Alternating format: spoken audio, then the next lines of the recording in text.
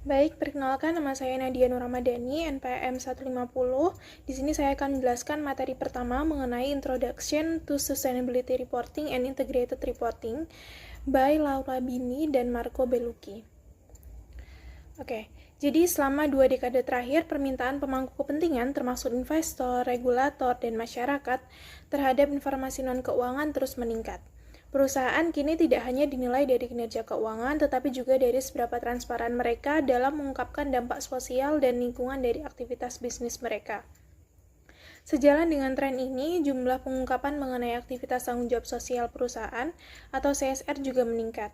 Perusahaan mulai menyadari bahwa keterbukaan informasi membawa manfaat komersial seperti reputasi yang lebih baik, kepercayaan dari pemangku kepentingan, dan akses yang lebih luas terhadap peluang investasi. Dan untuk mendorong keterbukaan ini, berbagai kerangka regulasi mulai diterapkan. Salah satunya adalah kerangka EU Directive 2014/95/EU di Uni Eropa, yang mana mewajibkan perusahaan besar mengungkapkan informasi non-keuangan. Regulasi ini mencakup isu lingkungan, sosial, hak asasi manusia, anti korupsi, hingga keragaman dalam dewan direksi. Dan juga beberapa teori mendukung pentingnya pelaporan keberlanjutan, seperti teori pemangku kepentingan yang menekankan bahwa perusahaan memiliki kewajiban untuk memenuhi kebutuhan informasi dari semua pihak yang berkepentingan, bukan hanya dari pemegang saham. Lalu ada teori legitimasi yang berpendapat bahwa perusahaan perlu mendapatkan kepercayaan publik agar bisa terus beroperasi, dan pelaporan menjadi salah satu cara untuk mencapai legitimasi tersebut. Lalu ada teori sinyal yang memandang bahwa pelaporan ini sebagai sinyal positif pada masyarakat bahwa perusahaan memiliki komitmen terhadap isu lingkungan dan sosial. Sementara teori institusional dan sosioekonomi menekankan bahwa peran pelaporan sebagai bagian dari norma sosial dan tanggung jawab ekonomi yang berkembang di masyarakat modern. Baik, selanjutnya mengenai peran pelaporan keberlanjutan. Pelaporan keberlanjutan tidak hanya sekedar formalitas, tetapi memiliki fungsi strategis. Laporan ini membantu perusahaan mengevaluasi sejauh mana aktivitas mereka berkontribusi terhadap perbaikan atau bahkan penurunan kondisi ekonomi, lingkungan, dan sosial di tingkat lokal, regional, maupun global.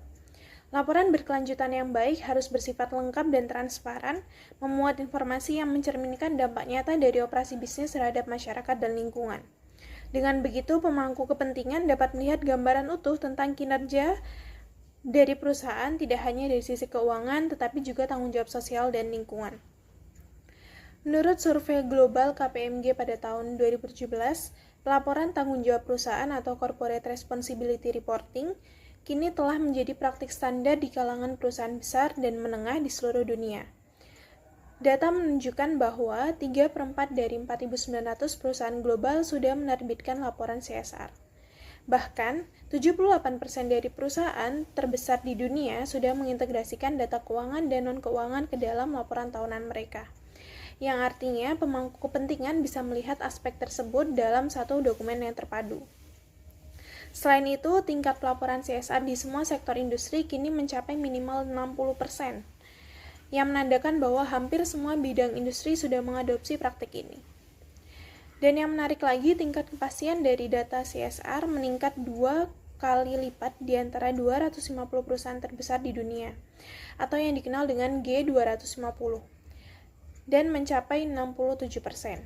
Hal ini menunjukkan bahwa kualitas dan keandalan informasi juga menjadi perhatian utama. Dan terakhir, Global Reporting Initiative atau GRI Report tetap menjadi kerangka kerja paling populer yang digunakan oleh sekitar 2/3 perusahaan di seluruh dunia sebagai acuan dalam menyusun laporan keberlanjutan mereka.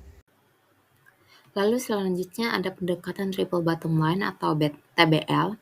Nah, TBL ini didasarkan pada ide dasar yang sederhananya menarik dan merupakan alasan utamanya keberhasilannya. Lalu, TBL ini berasumsi bahwa laporan keberlanjutan harusnya menyajikan kinerja perusahaan. Menurutnya ada 3 dimensi, yaitu ada aspek lingkungan, lalu ada aspek sosial dan aspek ekonomi.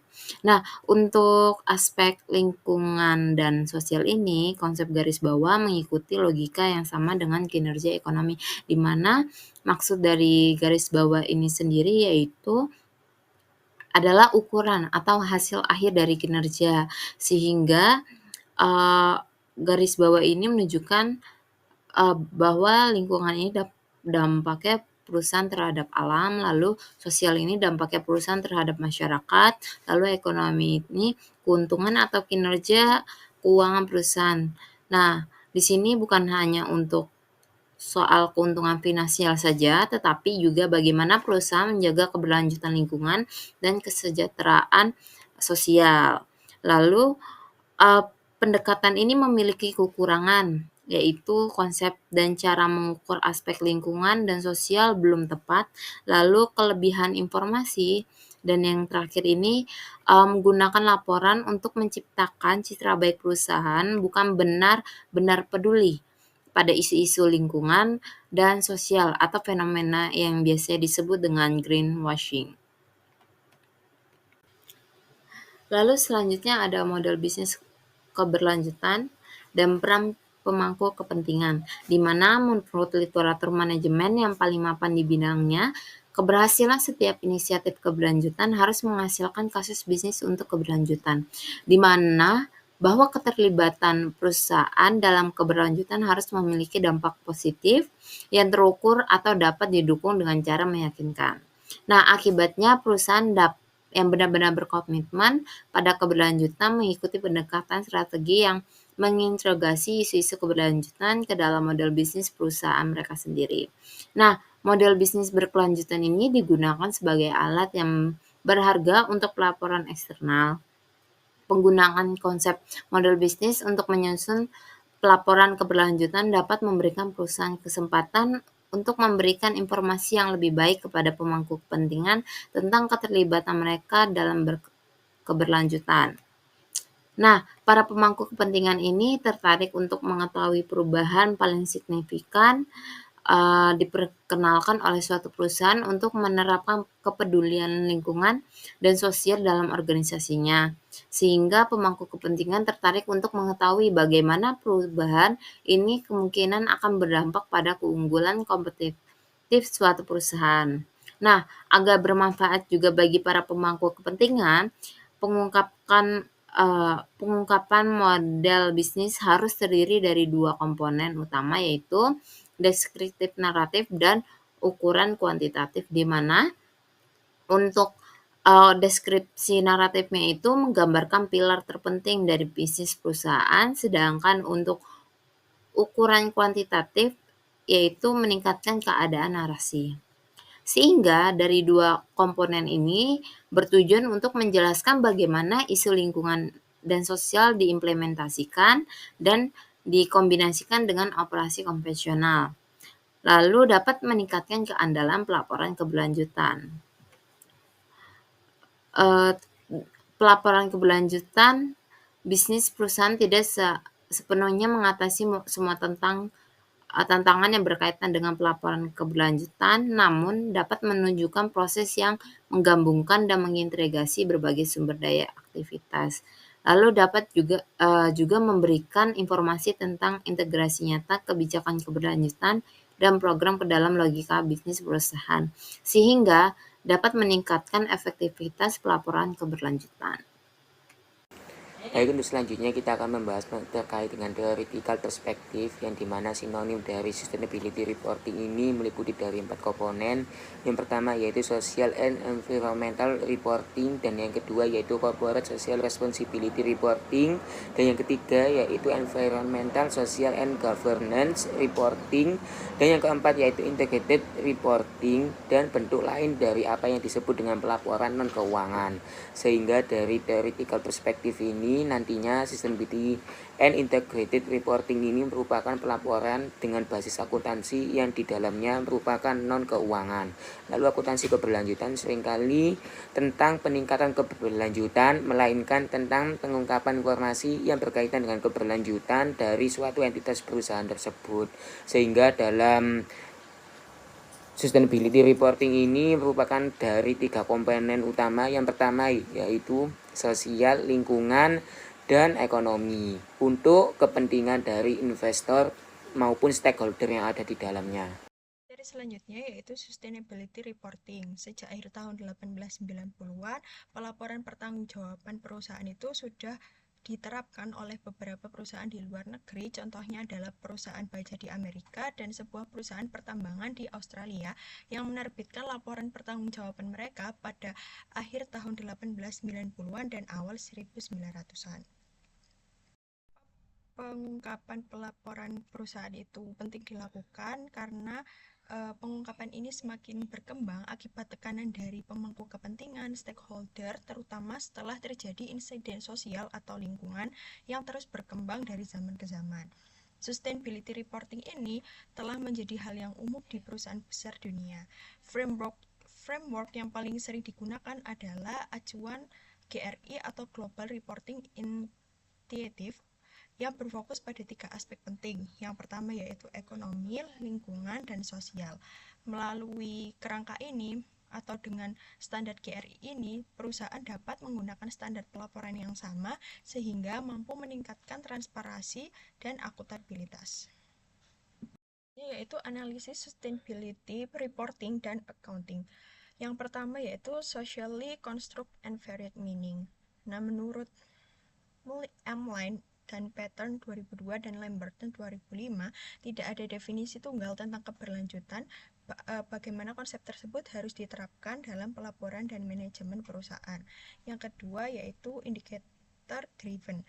Keberlanjutan sebuah organisasi itu tidak dapat diukur hanya dalam satu acuan saja atau dinilai secara langsung. Oleh karena itu, pengungkapan sustainability report ini memerlukan beberapa indikator. Yang ketiga yakni multiple measurement basis. Pelaporan berkelanjutan lebih sering menggunakan pendekatan kualitatif yang disertai dengan informasi berupa diagram atau gambar.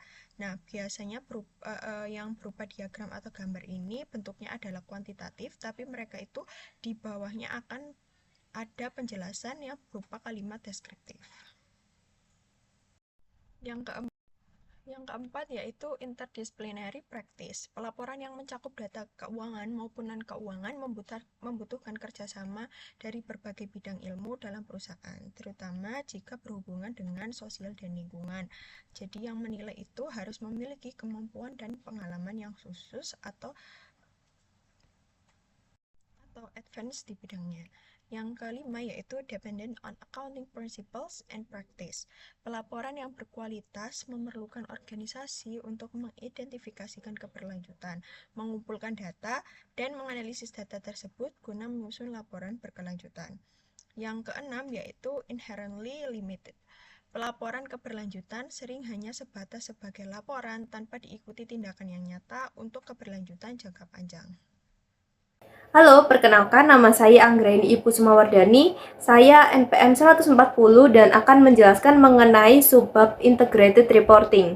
Jadi, integrated reporting ini menjadi terobosan baru yang dibuat oleh International Integrated Reporting Council atau disingkat IIRC. Dengan tujuan diadakannya integrated reporting ini yaitu untuk menyediakan informasi kepada pemilik modal atau stakeholder mengenai bagaimana suatu perusahaan dapat menciptakan value-nya di setiap tahun, termasuk informasi terkait employees, customer, supplier, business partner, local community, legislator, regulator, dan policy makers atau pembuat kebijakan.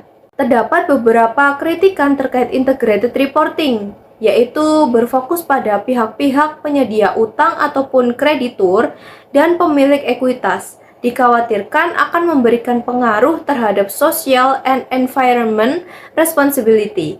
Terdapat fakta pendukung terkait kritikan tersebut, yaitu bahwa informasi yang disajikan pada integrated reporting ini masih dinilai kurang efektif. Walaupun telah ditingkatkan cakupan pengungkapan informasinya terkait ESG atau Environmental, Social, and Governance-nya. Penelitian yang telah banyak dilakukan di Australia juga mempertanyakan sejauh mana integrated reporting ini dapat menyuguhkan informasi terkait bisnis proses dan juga bisnis strategi yang diperlukan untuk mendorong keberlanjutan yang nyata. IIRC telah menerbitkan Integrated Reporting Framework yang berpotensi menjadi sarana utama suatu organisasi dalam berkomunikasi dengan para stakeholder-nya. Format baru ini telah diaplikasikan lebih dari 100 perusahaan secara global, seperti pada negara USA, the European Union, and Australia, serta Afrika Selatan. Pada negara di Afrika Selatan yang telah mengadaptasi framework integrated reporting ini, telah menghasilkan peningkatan sistem dan proses yang digunakan terkait kinerja keuangan dan non-keuangan ke arah yang lebih jelas. Hal ini berpengaruh positif kepada tingkat kepercayaan di pasar modal di negara Afrika Selatan, serta memberikan informasi yang relevan kepada para investor and other stakeholders terkait value perusahaan tersebut. Untuk materi terakhir yaitu ringkasan tentang akuntansi keberlanjutan dan pelaporan terintegrasi. Pada bab 1 membahas tentang pendahuluan akuntansi keberlanjutan dan pelaporan terintegrasi. Nah, pada bab ini membahas latar belakang munculnya pelaporan keberlanjutan dan pelaporan terintegrasi sebagai respon terhadap tekanan pemangku kepentingan atau stakeholder untuk meningkatkan transparansi sosial dan lingkungan. Nah, perusahaan mulai diharuskan seperti di Afrika Selatan untuk menyajikan laporan terintegrasi atau menjelaskan jika tidak melakukannya. Nah, pada bab ini juga memperkenalkan kerangka kerja yang menghubungkan faktor penentu, akuntansi keberlanjutan, pelaporan, proaktivitas, akuntabilitas, dan legitimasi organisasi, serta menekankan peran Global Reporting Initiative atau GRI dalam standarisasi pengungkapan. Berikut ini merupakan bagian dari kerangka hubungan antara determinan, proactivity, accountability, dan legitimasi dalam konteks keberlanjutan atau sustainability. Nah, untuk determinan itu sendiri merupakan faktor-faktor penentu yang mempengaruhi perilaku organisasi seperti karakteristik organisasi, tekanan stakeholder atau pemangku kepentingan, dan faktor eksternal. Untuk proactivity sendiri merupakan tindakan proaktif organisasi dalam mengelola keberlanjutan, misalnya melalui sistem kontrol manajemen, akuntansi keberlanjutan, dan keterlibatan pemangku kepentingan.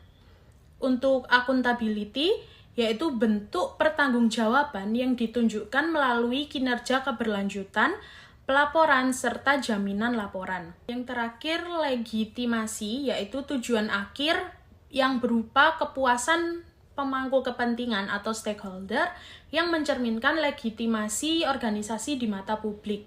Nah, bagian ini juga menunjukkan faktor awal determinan mendorong tindakan proaktif yang menghasilkan akuntabilitas dan pada akhirnya meningkatkan legitimasi organisasi. Nah, pada bab 2 atau bab selanjutnya itu mengenai pendalaman pelaporan terintegrasi.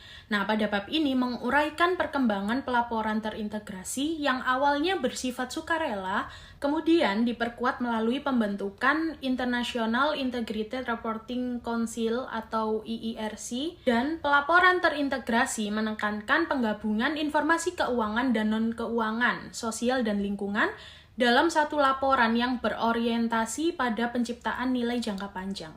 Dan pada bab 3 nanti membahas mengenai teori legitimasi dalam pelaporan keberlanjutan.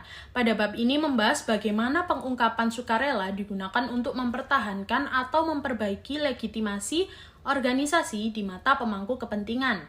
Untuk bab 4 mengenai teori institusional dan decoupling, itu membahas mengenai pelaporan keberlanjutan dijelaskan sebagai respon terhadap tekanan sosial dan institusional yang menyebabkan praktik pelaporan cenderung konvergen di antara perusahaan dalam industri atau konteks yang serupa.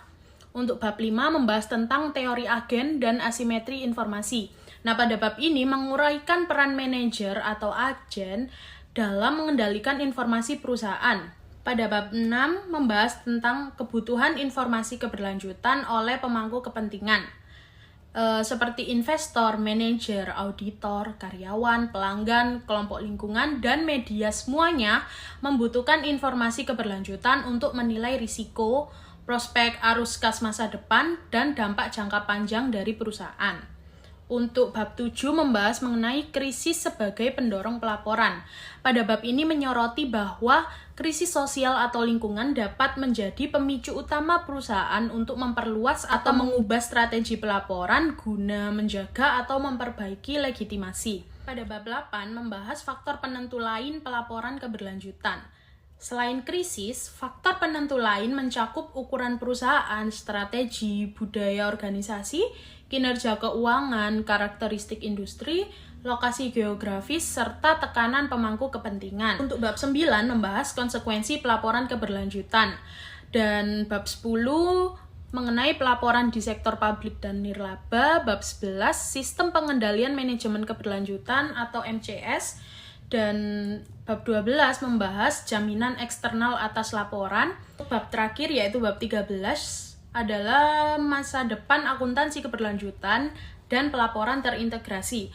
Pada bab terakhir ini membahas arah masa depan praktik dan penelitian dalam bidang ini. Banyak praktik telah menjadi institusional dan ke depan diprediksi tren pelaporan, pengendalian manajemen, dan jaminan akan semakin berkembang sebagai standar yang melekat dalam tata kelola perusahaan.